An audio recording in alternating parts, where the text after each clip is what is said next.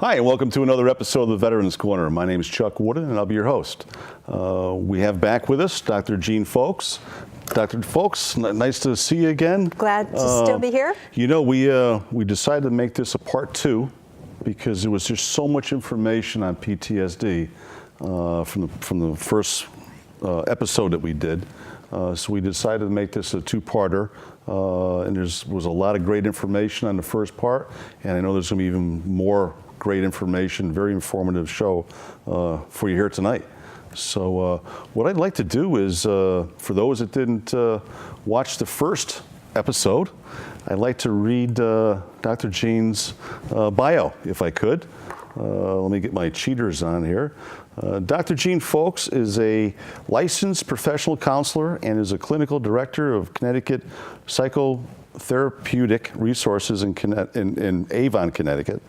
It's a private practice dedicated to the treatment of psychological trauma. With 36 years in practice, she sees individuals, couples, and facilitates groups. She is a national workshop presenter, blogger, clinical consultant, and forensic expert.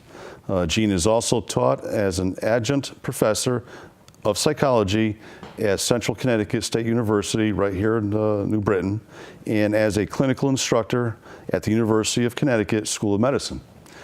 Jeanne is an EMDRIA approved consultant, has advanced training in emotional freedom techniques, and is a master ART clinician. You will be learning more about ART. All of those, yeah. She is appreciated by clients, students, and consultees alike for her insight, skill, and warm, good humor. And I tell you, we had a great time the first show. We did. And it's really great to have you back, Jeanne. Thanks, Chuck, so much. You know, we were talking about on the first show, for those that didn't see it, PTSD and how important it is for us to understand it.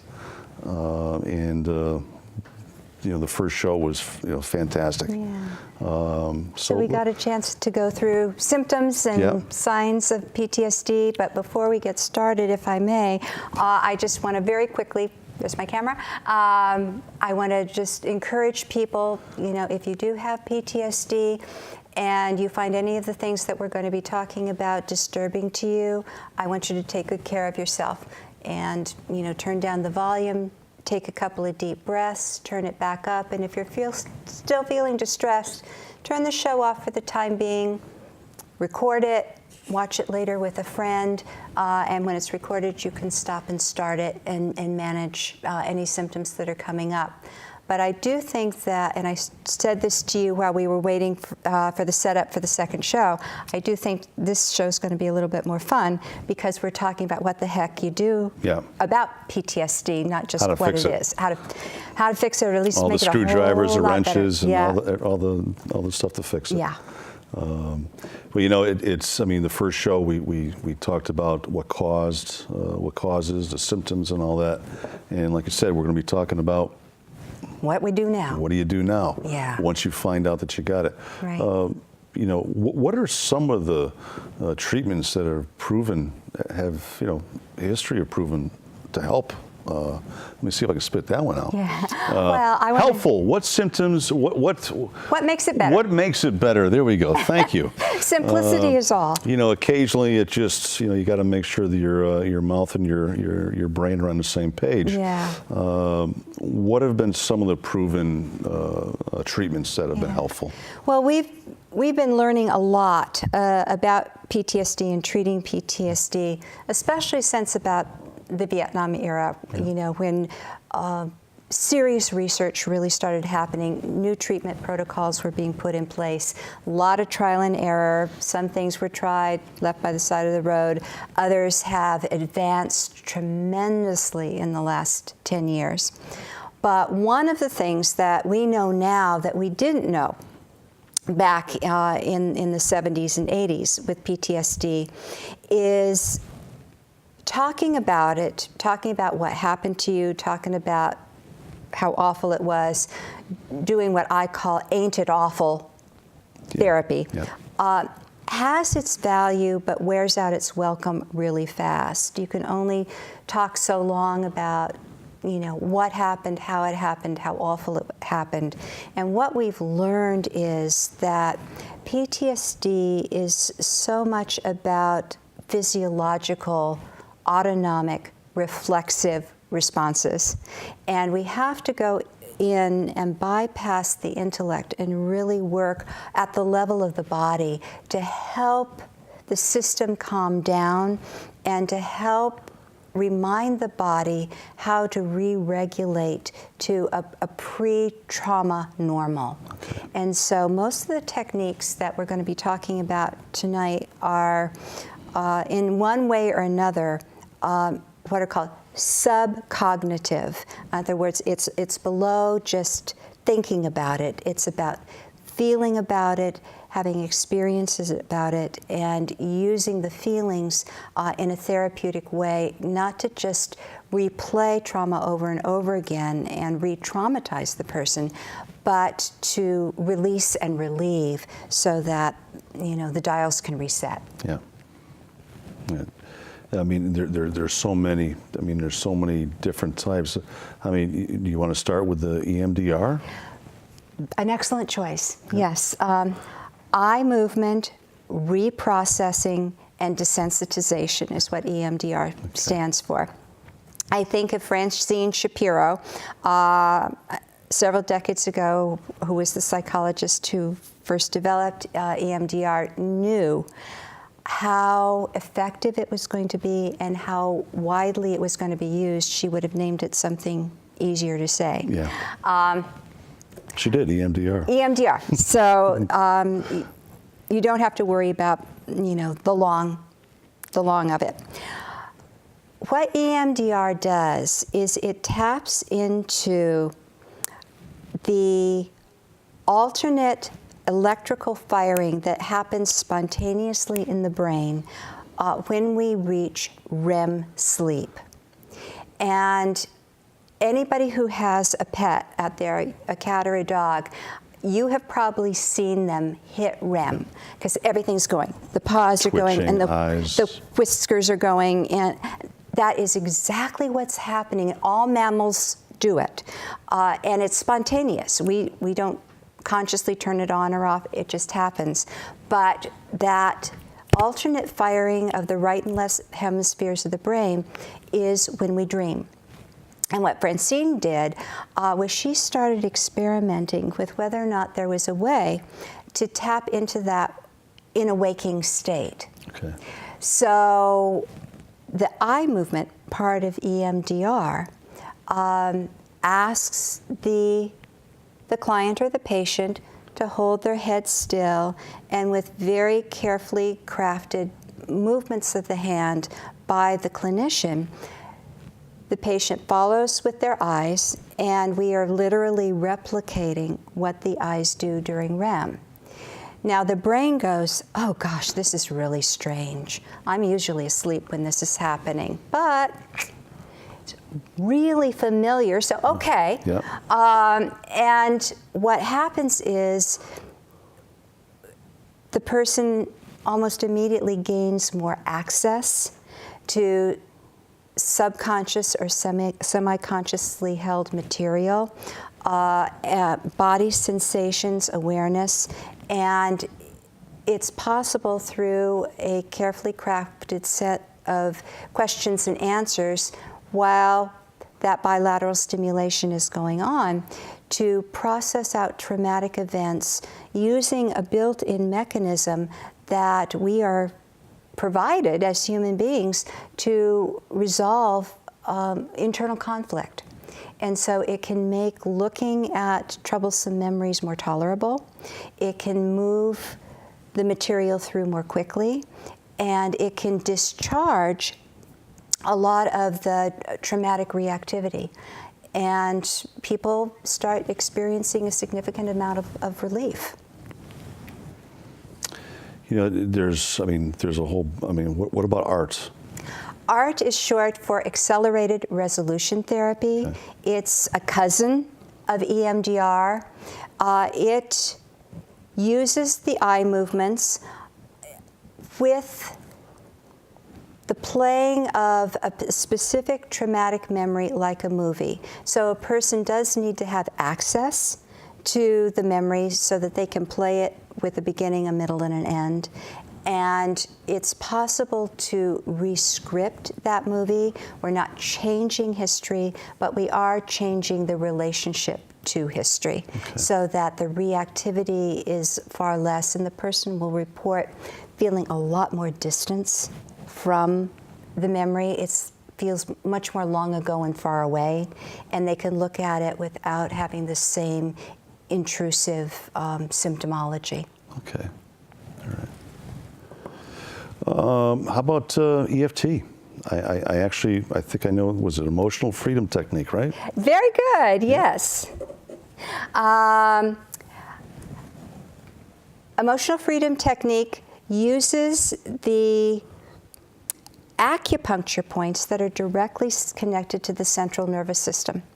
So I'm not tapping on the person, I'm guiding them through, and I teach them the points, but there are points on the body where you tap, and as you're tapping, if you call up distressing material and simultaneously you're manually calming the body down, it helps the dials to reset, so that as you do that periodically, you begin to realize, oh my gosh, I'm thinking about these terrible events that happened in my life, or that one discrete trauma, that one big terrible event that happened in my life, and I'm just not getting as upset about it as I used to. So it's all about recalibrating that dysregulation that took place. You know, we were experimenting before the show started, and we did a little bit of this. Yeah. And I can speak personally. It does work. It does relax you. You know, and as the other proven treatments that you have here, the EFT is something that really should be looked into if, in fact, you have the symptoms of PTSD. And what's so exciting about EFT is that you can do it safely at home alone. With EMDR, I always kid with my clients, you need adult supervision. So you need me there with you to do that, but that can be really, really powerful. Animal-assisted therapy. Animals are able to recalibrate after distress very swiftly and very easily. And so they create a calming energy that's enormously helpful. I have seen many people with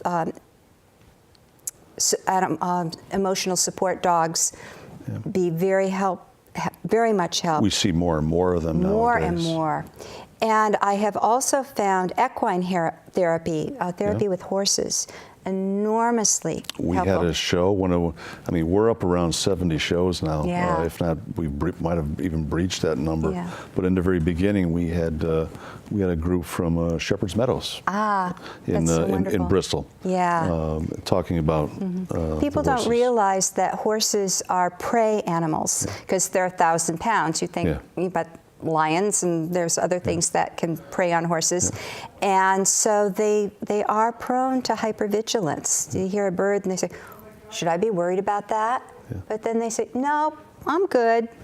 And being around that kind of well-regulated calm is enormously soothing and pulls the energy of anxiety down from human beings when they're in animal presence. So I'm a big fan of animal-assisted therapy. I just read somewhere today, I think it was, there's a group down in Stonington. There's several. That use horses for veterans. Right. What about creative expression?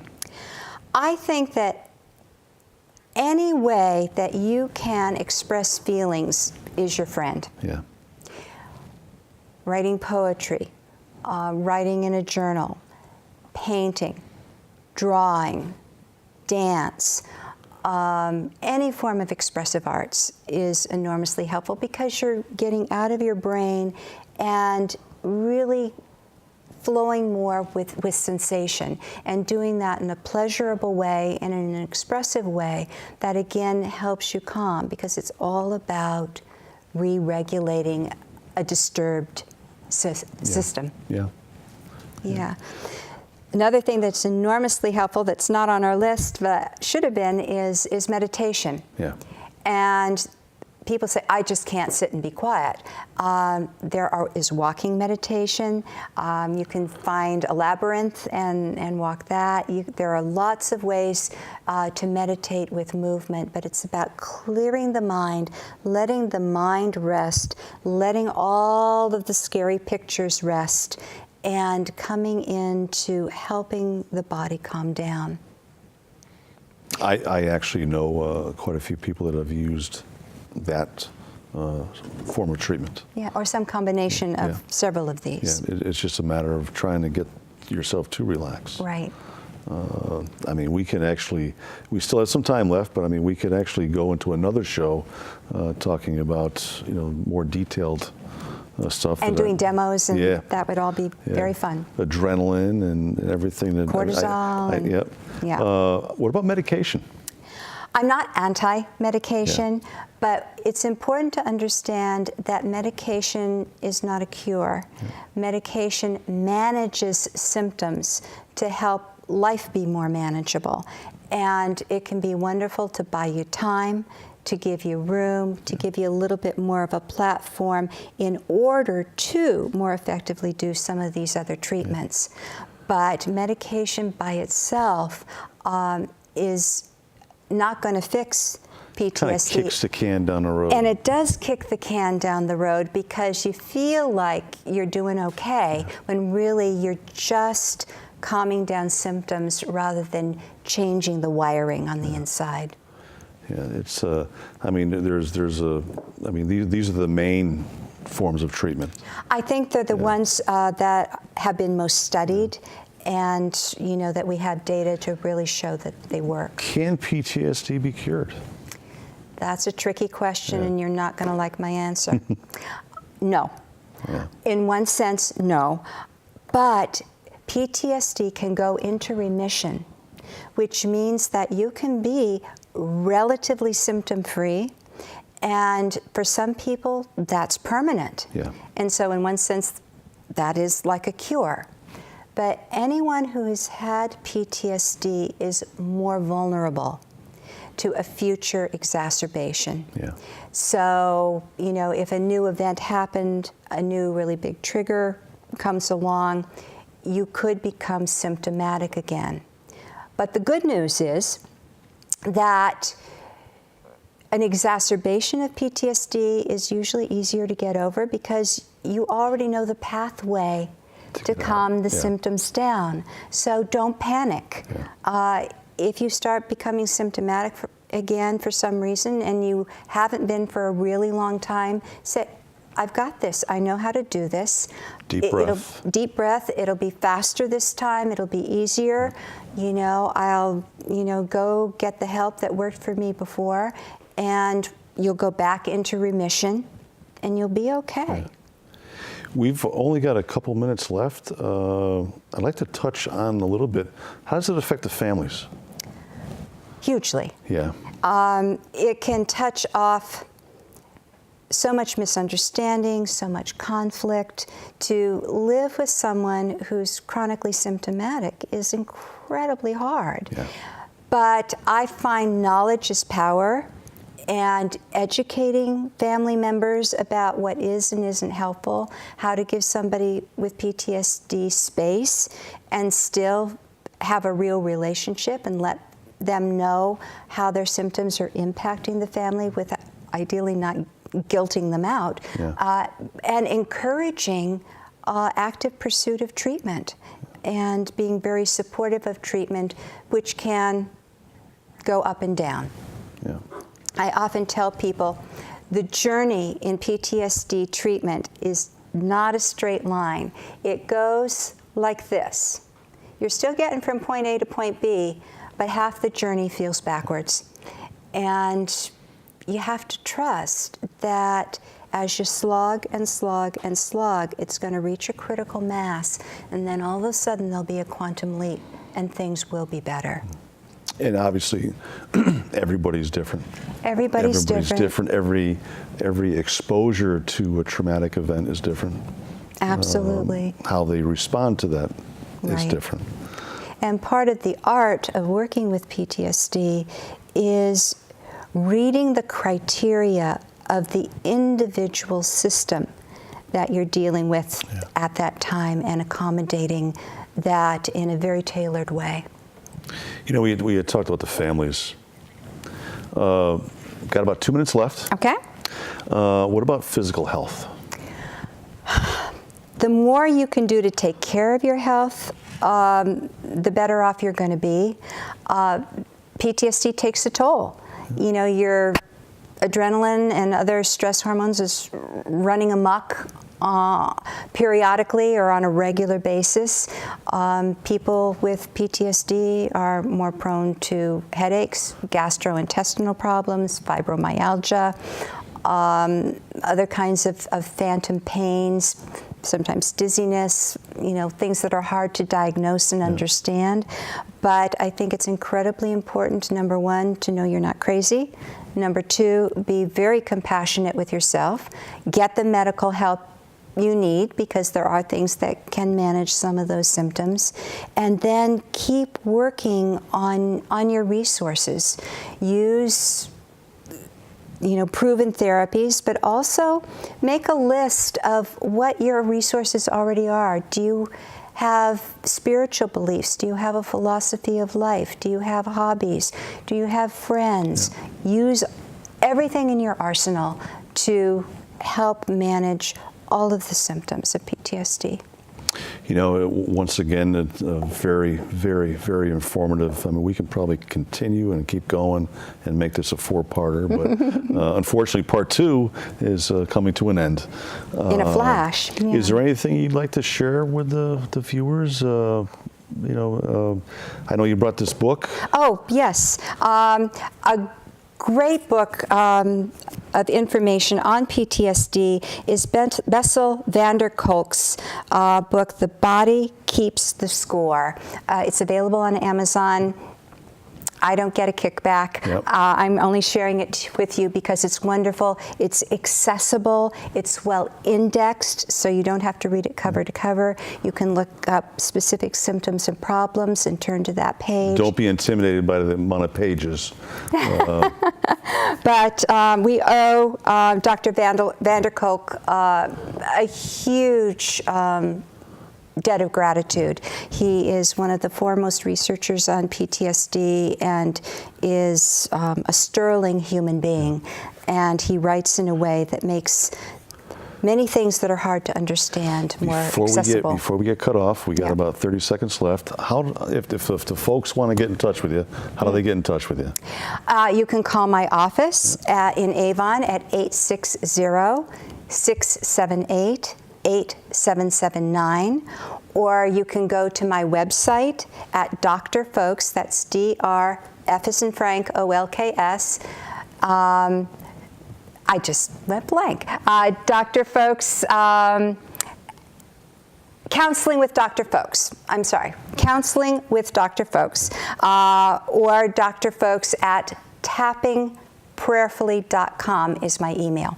And once again, 860-678-8779. Yeah.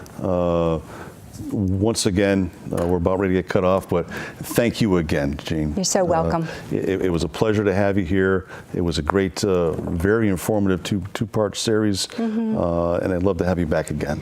Well, somewhere down the pike, if lots of people write in their questions, we'll do a question and answer. Okay. That would be fun. Yeah. Well, that's just about all the time we have for the Veterans Corner. And change cameras on me. You're watching the Veterans Corner. My name's Chuck Wooden. Thank you for watching, and good night.